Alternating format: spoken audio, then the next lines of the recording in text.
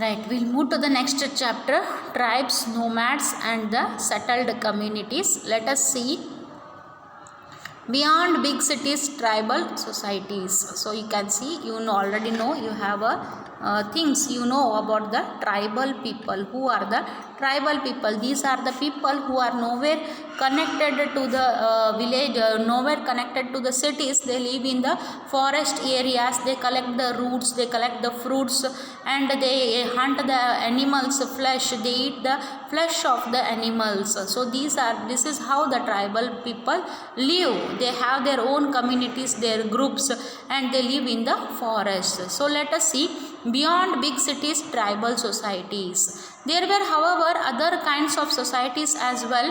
Many societies in the subcontinent did not follow the social rules and rituals prescribed by the Brahmanas, nor were they divided into numerous unequal classes. Such societies are often called the tribes. So these are the other kinds of societies. What we say, many societies in the subcontinent, they did not follow the social rules and the rituals prescribed by whom? Prescribed by the Brahmanas.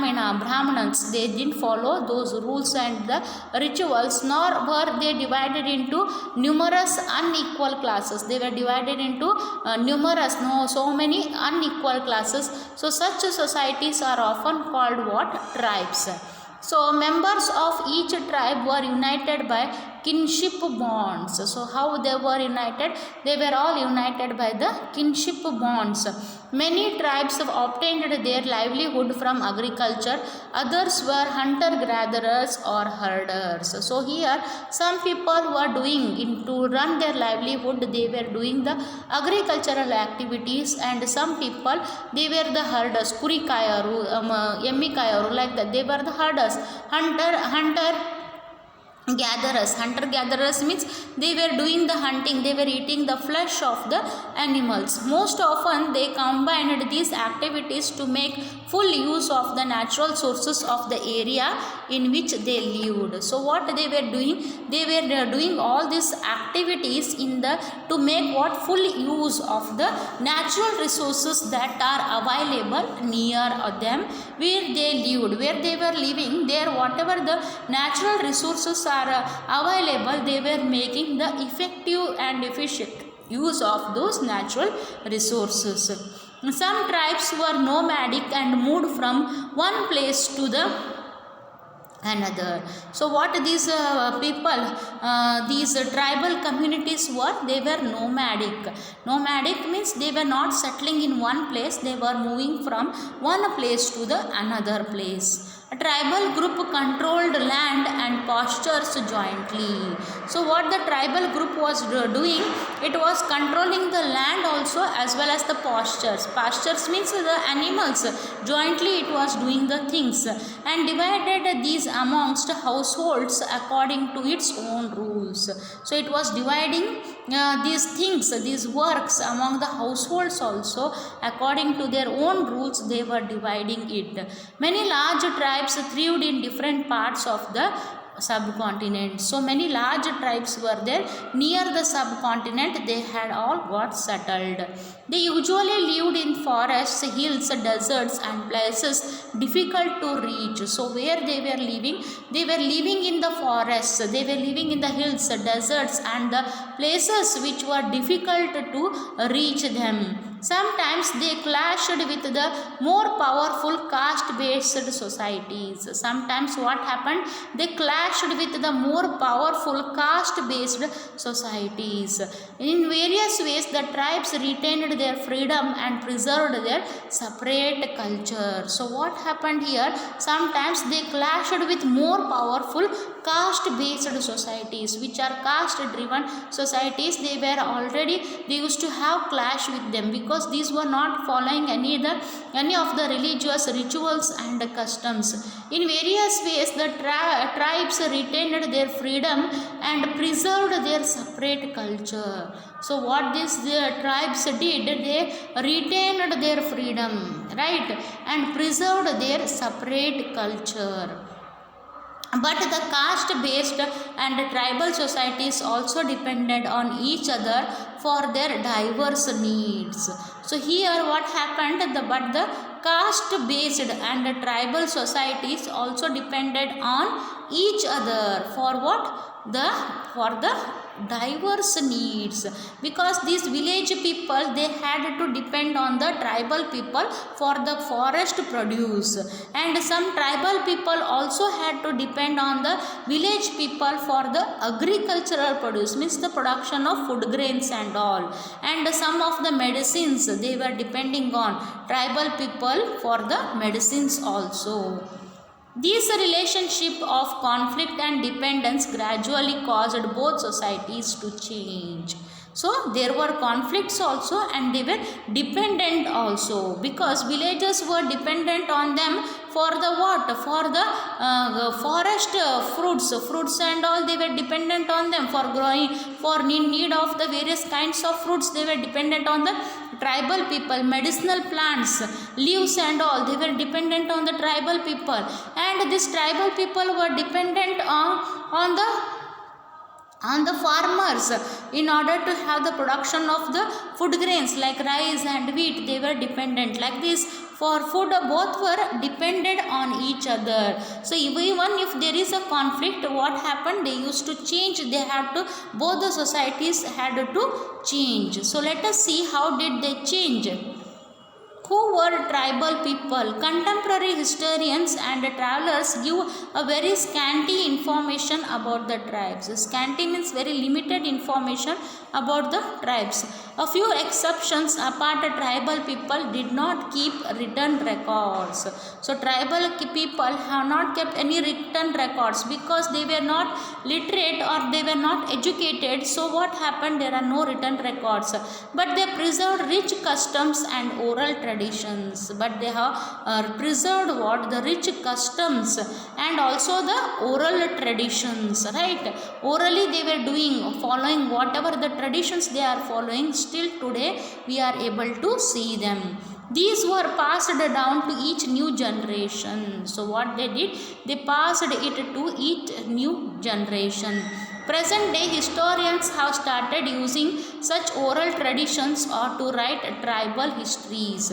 So present day historians have started what? Using such oral traditions to write tribal histories. So now the historians, what they did? They had used this oral tradition. They told people to tell them, the tribal people, orally, and the historians started writing about them.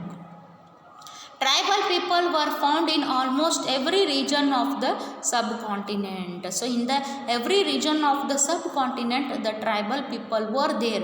The area and influence of a tribe varied at different points of time.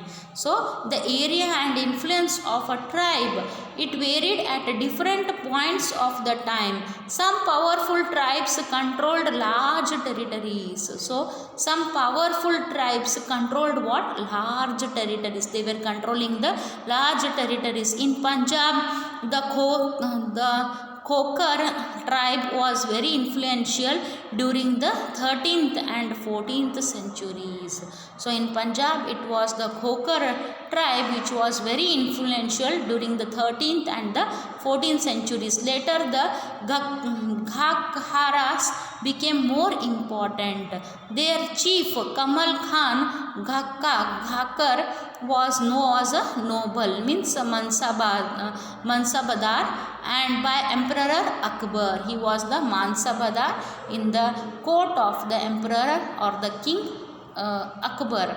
In Multan and Sindh, the Langhas and Arghuns dominated extensive regions before they were subdued by the Mughals. So before they were ruled by the Mughals, what happened? These were dominated. They were the kings in that region. But what happens after the Mughals came? They conquered all the regions. The Balochis were another large and powerful tribe in the northwest. So the Balochis were the powerful tribes in the northwest. They were divided into many smaller classes. They were divided into smaller classes under different chiefs. Different chiefs means heads. Under the different heads, this Balochi class was divided. In the western Himalaya lived the shepherd tribe of Gadis. So in the western Himalaya, who were living? The shepherd tribe was living. The distant northeastern part of the subcontinent too was entirely dominated by the tribes. So the distant northwestern part of the subcontinent too was entirely dominated by whom? By the tribal people like the Nagas, Ahoms and many others. So these people were dominating in those areas. In many areas of present day Bihar and Jharkhand, Chero chiefdoms and had emerged by the 12th century. So in many areas of the present day Bihar and Jharkhand, what we are saying, Chero chiefdoms and had emerged by the 12th century. Raja Mansingh, Akbar's famous general, attacked and defeated the Cheros in 1591. A large amount of booty was taken from them, but they were not entirely subdued. So here what happened here, the Raja Mansingh, who was Akbar's famous general, right, he attacked whom? Attacked these Cheros and made them he made them surrender to the Akbar, but not a full entire thing was not there, but some part they had annexed from these Cheros. Under Aurangzeb, Mughal forces captured many Chero fortresses and subjugated the tribe. So what happened? They had taken over everything during the under the rule of the Aurangzeb. They were completely defeated by whom? By the Aurangzeb. The Mundas and the Santalas were among the other important tribes that lived in this region and also in Orissa and Bengal. So the other important tribe that lived in this region also in the Orissa and Bengal were the Mundas and the Santalas.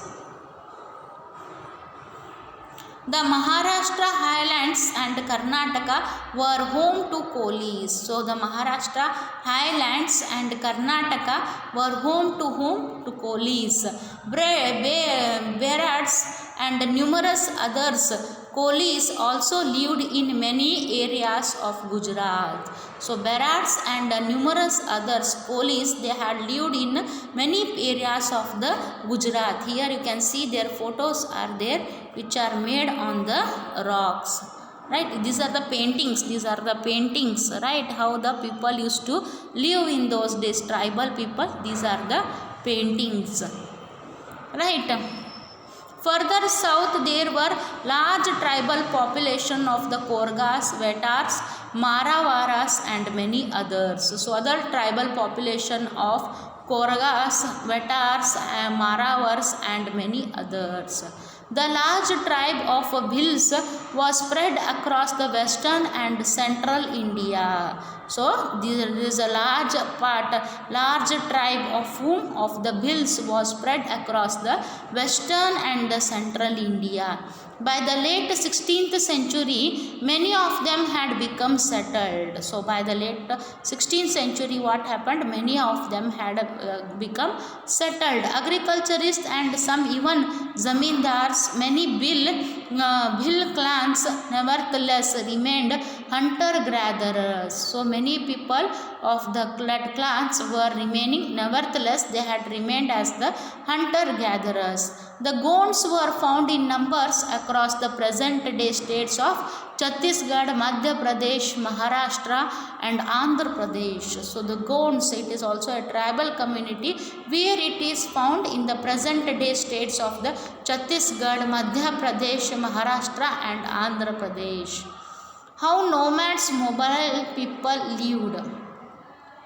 Nomadic pastoralists moved over long distances with their animals.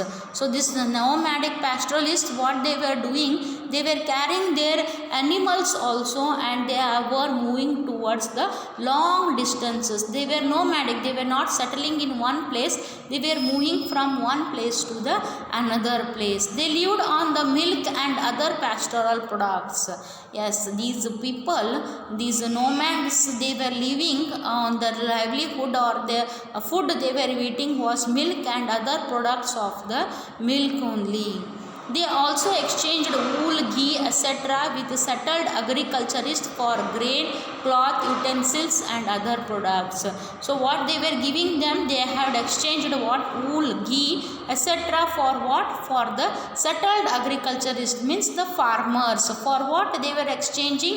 Grain, cloth, utensils and other products. They were exchanging for the milk and the other products of the milk. They bought and sold these goods as they moved from one place to another, transporting them on their animals. So what they did, they bought and sold these goods as they were moving from one place to another place. They had brought these goods and they bought and sold. They were selling these goods as they moved from one place to the another place, transporting them on their own animals. So what they were doing, they were transporting these goods and services on the animals. The Banjaras were most important trader nomads. So these Banjaras, they were not only the Banjaras, means not only the nomads who had to were not settling in one place, but they were also traders. Traders means buying. The trade means what? Buying and selling of the goods. So these people were buying and selling the goods and services. Their caravan was called the Tanda. So the caravan where they were settling, that the place was called as the Tanda. Sultan Alauddin Khalji used the Banjaras to transport grain to the city markets. So Alauddin Khalji, Sultan, what he did, he had used these Banjaras to transport his grains to the city markets. Emperor Jahangir wrote in his memories, right, that the Banjaras carried grain on their bullocks from different areas and sold it in the towns. So Banjaras were bringing what? Were carrying the grains on their bullocks and they used to sell it in the different towns.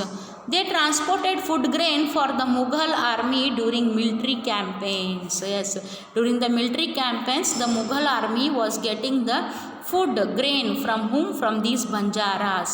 With a large army, there could be 1 lakh bullocks carrying grain. So with a large army, there was how much? 1 lakh bullocks were carrying the army. ಎತ್ತುಗಳು, right? 1 lakh ಎತ್ತುಗಳು ಏನು ಮಾಡ್ತಿದ್ದೀವಿ ರೀ? It use to carry the grains. Grains ಅಂದ್ರೇನು? ಆಹಾರ ಧಾನ್ಯಗಳು. ಯಾರಿಗೆ? for the military people, for the army, for the soldiers, it was carrying the food, these bullocks. The Banjaras, Peter Mundy, an English trader who came to India during the early 17th century, has described the Banjaras. He has described about the Banjaras. In the morning we met a Tanda of Banjaras with 14,000 oxen. They were all laden with grains such as wheat and rice. These Banjaras carry their household wives and children along with them. So they are not only carrying the wheat and rice with them, but they also take their household wife and children with them. One Tanda consists of many families. So one Tanda, it is consisting of what? Many families. Their way of life is similar to that of carriers who continuously travel from one place to the another place. So these are the carriers. They travel from one place to the another place. They don't have the permanent house, or they don't settle in one place permanently, right? They own their oxen, that they are sometimes hired by merchant, but most commonly they are themselves the merchants. Sometimes they are hired by the merchant, but most commonly what these people are? These are only the merchants. Merchants andrenri ವ್ಯಾಪಾರಸ್ಥರು. They buy grain where it is cheaply available and carry it to places where it is dearer. So they buy the grains where it is cheap and they carry to that places where it is dearer, means where it is most essential. That time they can earn more profits. From there they again reload their oxen with anything that can be profitably sold in other places.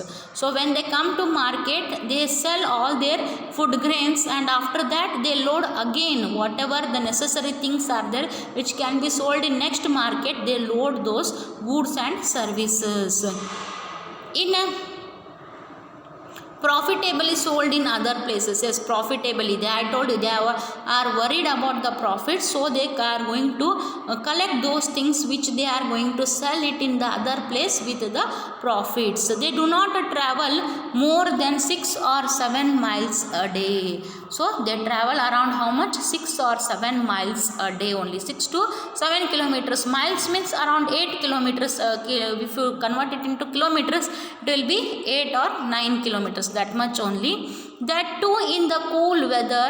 After unloading their oxen, they turn them free to graze, as there is enough land here and no one there to forbid them. So what happens when wherever there is a cool weather and which is suitable for the oxen, where they get the grass for the animals to eat, there they go and unload the things and they take rest in that. Where there is enough land, they go and they take rest. They start constructing the tandas for themselves, right, where they can take rest for some times. Many pastoral tribes reared and sold animals such as cattle and horses to the prosperous people. So whatever they have reared, the animals they used to sell that, like cattle and horses, to the prosperous people, means the rich people. Different castes of petty peddlers also travelled from village to village. So different castes of petty peddlers means these are all small traders. They also used to travel from village to village. They made and sold wares such as ropes, reeds, straw matting and coarse snacks. So these were the people. Goni chilgalna, right, haggalna. These they were making these things and they were selling mats, right, all these things they were making and selling it in the villages. Sometimes merchants acted as the wandering merchants. So sometimes sometimes mendicants acted as the wandering merchants. So sometimes these people who were doing the small jobs, they also acted like the merchants, because they were not selling it in their own place. They were traveling from village to village to sell the goods and services that they have produced. There were castes of entertainers who performed in different towns and villages for their livelihood. There were castes of entertainers, means the people who dance, right, and they gather the money. So there were the people who performed, who used to give the performance in the form of dance, in the form of songs, in the form of music. You have seen a lot of Banjara songs that in Rajasthan, right?